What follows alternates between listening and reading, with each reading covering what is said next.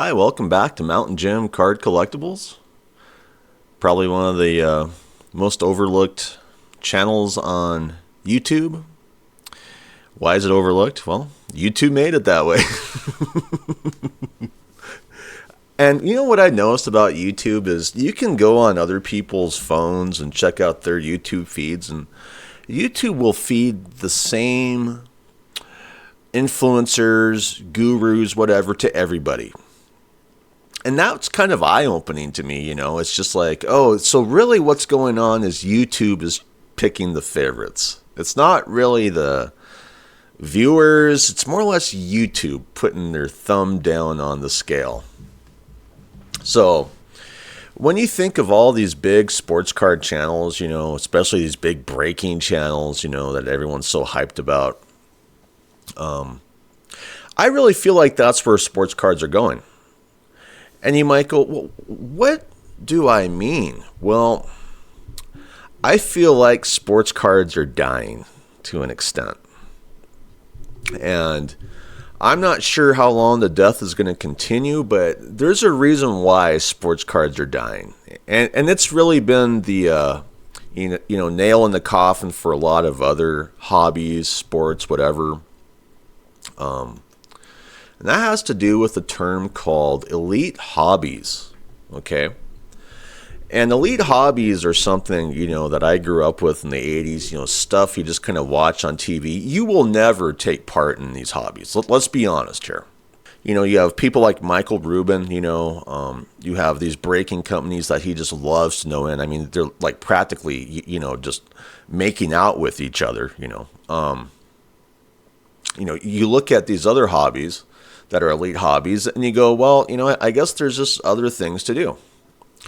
So let's look at some of these elite hobbies, and really I almost feel like sports cards are turning into a spectator sport to an extent with, the prices and, this heightened appreciation, I guess, for breaking for some people in the hobby. But anyway, motorsports, yachting and yacht racing, equestrian sports like polo and horse racing, aviation, owning and flying a plane, art or classic car collecting at a high level. Yeah, I mean, I can't afford any of that stuff, and I never have been able to afford to do any of that stuff. And the reason why sports cards should be on that list is don't lie to yourself. These prices that Michael Rubin, Topps Fanatics are throwing at, just typical hard-working average Americans are unaffordable. And they are clearly made for breakers. And that's why I feel like this is becoming an elite hobby, okay? And that's because people like Michael Rubin want to be an elite hobby, So when I caught this post, and like it says here, this just came out January 14th, 2026, so just yesterday.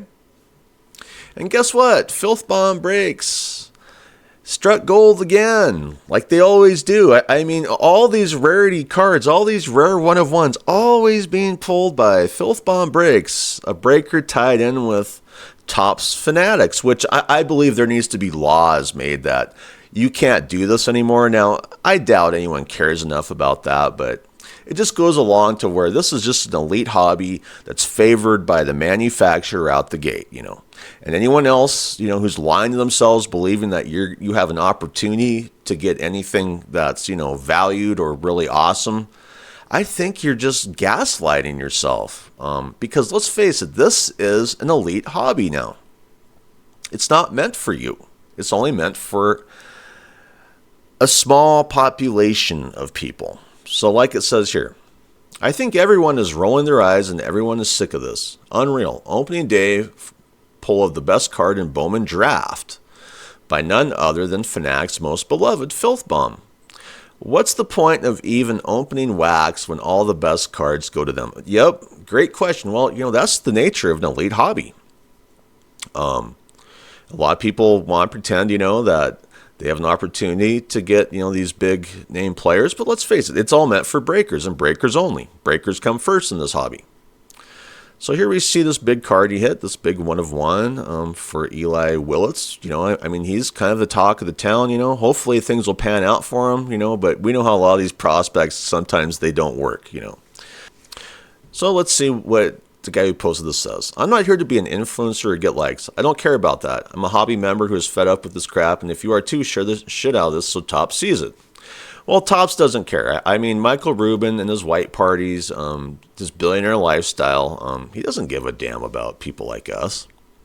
Simple logic that every major card is hit by them, but breakers like Grand Slam SC will do 20 cases and hit nothing close. I don't buy it for 1 second. That's just it. I mean, there's obviously some favoritism going on here. We can't prove that, but the fact that these breakers are tied in with Topps Fanatics, I feel like it's disingenuous to believe that really any of this is happening by chance. You know what I mean? I think if you believe that these breakers are just rolling the dice and getting all these big hits, no, I don't think it's happening that way. And we can't prove it, but behind the scenes, what's going on here? People have brought up codes on the boxes, all sorts of stuff, the stickers. Maybe CT scanners are being used to choose favorites. It's the same customer too, Rob Buster. Dude is given prime spots in every single product break. That's kind of fishy, huh? This needs to be 100% investigated. I do not believe Rob is a real person. And that's very possible. I mean, there's so many fishy things about sports cards these days. That's just like, when the Paul Skeens, RDPA was pulled, at Christmas in 2024. I just feel like nobody really got to see what actually happened there. Did anyone ever get to see the kid? I mean, or was it just more shenanigans coming from Topps Fanatics and its breakers? The guy that won it is a Filthbomb employee, I believe. Ooh, boy, that's a bad look, isn't it? 1,000% agreeing. Where does it end up? At a Fanatics auction, perhaps? Of course it does, because I just feel like Fanatics is double dipping, triple dipping. It's just like they want to make the best cards, but they don't want like average people to get those cards because they can't make money off those cards. I mean, I feel like it's really a bad actor situation at Topps Fanatics. It's, hey guys, come and buy our product. Come and buy our worthless, retail product that's overpriced, that we're not going to give you anything valuable at all. But hey, pretend that you're chasing good stuff. But really, we have to double, triple dip, through Fanatics Collect, this and that, through our breakers. So that, we can hype up the product, so that we can make more money off the product. It's just such an ugly look to where I just feel like it's time to shut the whole thing down with Topps Fanatics. Just shut it down. Time for everybody to go home. It's all just a shit show anyway. It's all just a big grift. It's all just a big scam. Michael Rubin, he's just up there ripping people off right and left. He doesn't give a damn about you at all. It is what it is. And there is no shortage of people out here who stick up for breakers. And here's one. Too much crying going on. Did you see the amount of boxes they bought? It only makes sense that they're going to pull something nice, okay? Yeah, but to constantly see the same breaker always pulling, those big rarities, you just have to go, what's going on here? We know he's tied in with Topps Fanatics. That says everything to me. Like it says here, my buddy opened near the same amount yesterday and got nothing close.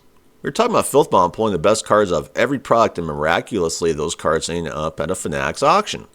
Just like Fanatics wants. They make money for selling the card twice. Exactly. That's the problem here. And that's why I just feel like all the licensing needs to get pulled from Topps Fanatics. It's time for you guys to, take your shit show down the road and go rip somebody off in some other country. I mean, I don't know what other country you can go to, but we're all catching on here. We're all catching on that this is an elite hobby that's only meant for a very select few. There's no question that card companies know where the one-of-ones are and direct them. I like the answer. 100%. Yeah. Many of us believe that, especially the most valued one-of-ones, It's all completely rigged, and the fool and his money are soon parted. Yeah, and that's just it. I mean, all the best cards are going to the elite few at the top, the Topps Fanatics aligned breakers. End of story. Breakers come first in this hobby. Consumers come last. Here's another one sticking up for the breakers. Cry harder, you muppet. They buy like 100 cases.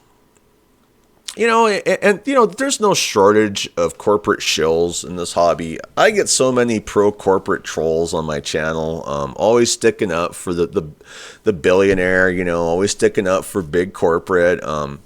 I don't really know who these people are, other than I guess they believe that if you kiss enough billionaires' asses that things are going to work out for you. But I've seen that in my lifetime, and it doesn't work out for any of these ass kissers. They're still, getting stomped on just like everybody else. I get and agree with a lot of what's being said, but how do you explain the Skeens Chrome debut patch being pulled by an 11-year-old kid in California? See, they keep using this now.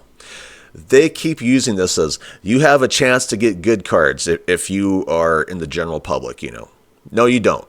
And the reason why is because try and dig into that, It's like the Bermuda Triangle, It's like, where's the kid? Where's the family? One box on Christmas Day? Oh, that's like a Saturday Evening Post, drawing. I mean, give me a break. I'm not buying that. To me, that's just gaslighting on steroids. And you see, a lot of people, I think, lie to themselves and believe that they're going to get good cards because of that issue with the Paul Skeens RDPA. I don't believe it 1 second. This really is ridiculous. It's been said a lot lately, but it really appears us little guys have zero chance at any super hits out of any new product. This is more predetermined than WWE. Yeah, I mean, it really is like a bullshit, WWE match, and it's not, they're not even doing a good job of this match, It's just, we are watching the match happen and you're seeing all the fake things, It's just like, guys, can't you try harder? It just really does feel like, a big round of bullshit, I mean, what's become of this hobby? Wax hasn't been worth opening for at least 10 years. It's even more pointless to open wax now with breakers getting loaded breaks. Everyone's catching on to this. Nothing will change until people stop buying the products. Don't buy wax and don't buy into breaks. I don't even know if this will change. I just see Michael Rubin and Topps Fanatics always playing footsie with his, Topps Fanatics and line breakers, I just imagine these guys all making out with each other in back rooms. Oh, Michael, you're so great.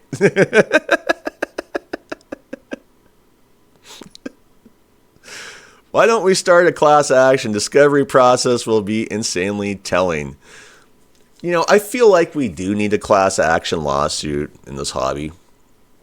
I'm not exactly sure what would create that class action lawsuit, but all the chicanery coming from the Topps Fanatics and line breakers, maybe that could be the impetus for it. And some people just have to gaslight themselves every day. This is another person that likes to say bro. I like to say I'm not a bro to anybody except my own brothers. I don't like that term bro. Bro, you people with these claims are so dumb. Get a life, man. Find another hobby if you are this delusional. Well, a lot of us, I'll be honest, are kind of looking at other hobbies at this point in time. I'll be honest here, I'm getting more back into automobiles and cars. That's what I used to do. I used to be a body man painter. I went to school for that. I used to paint in numerous body shops. I really enjoy cars. There's something about cars that they treat you so much better than sports cards, or TCG. You buy a card, you get it running good. Maybe you get it painted, you get some awesome rims on it. You can resell it and make a lot of cash. I think that what people tell themselves in the sports card hobby is that, their big payday, their big card's going to come any day now. And it feels like a bunch of gamblers gaslighting themselves, And to have so many people, are always saying, go find another hobby. This is the one hobby where you're always going to find that. Go find another hobby. Yep. And a lot of us are, we're not welcome in this hobby. Why aren't we welcome? Well, I'm not wealthy, I'm not tied in with Topps Fanatics breakers. I don't own a breaking company. I'm just a normal average Joe, who's always been paid, average wages. And so when we have people like this saying, go find another hobby, yep, we are. Because we made a big mistake here believing that this hobby was for us. It's an elite hobby. It's no different than polo or horse racing or auto racing or any of these other elite hobbies, It is what it is. This has been happening for a while. It's why I stopped buying at Topps, and at Fanatics Collector, the guiltiest of them all. They send loaded product all the time to breakers, leaving the majority of people in the hobby to continue wasting money chasing something they will never get. Yep. And that's so sad about this hobby is it's not just me saying this. I know that the trolls are always, pretending that I'm like the lone, gunman out here, always harping on these issues. But let's face it, there are more and more people waking up to this fact every day. Same shit, different product. At Top sucks. Yep. I'll say it again. It would just be so nice to have a different corporation, running the operation with licensing. If we could get more companies with licensing, I think a lot of us would really be enjoying this hobby again. But really, we've been pushed into a corner. It's like a spectator sport where we're just having to watch, all the polo players play polo, aka the breakers, all the elitists always getting the best of the best. It really is ugly. So overall, are you just getting exhausted with this elite hobby? Are you getting tired of, the unicorns at the top always getting the best cards? Filthbomb week in and week out getting, the rarest of the rarest cards. I just feel like it's like a double dealing casino, isn't it? It's just like, so you create a casino, but the only winners that are winning are like people who are hired by the casino. You know what I mean? It doesn't make any sense. And then like everyone else is pretending that they're going to win. No, you're going to lose. And as long as you keep gaslighting yourself and telling yourself you're going to win, the reality is that Topps Fanatics wins, because that's how they make their living, is off of people gambling their lives away and getting nothing in the process. You could say the same with grading at PSA. It's just gambling to no end as well. I mean, if you have something awesome, I get it, slab it up. But a lot of people just look at this hobby as it's just gambling on steroids. It's ugly. And the sooner that Topps Fanatics gets out of the sports card business, the better it is going to be for everybody. And the sooner that you can start to get rid of breaking companies because they're pointless, because packs are affordable again and boxes are affordable again, then you can start to see a hobby that's really fun and growing. But otherwise, as long as you have it controlled by elites, it's just a shit show, isn't it? It's just something where people lie to themselves. You're not even part of it, really. You're just not, I'm not really even part of it. I mean, I do what I do, but let's face it, I'm not a breaking company tied with Topps Fanatics. So anyway, I'd like to thank my subscribers. You're the only reasons I keep doing these episodes. I'd like to thank my viewers as well. If you haven't subscribed, it's 100% free. But anyway, hope you have a great day. I'm out of here. Bye.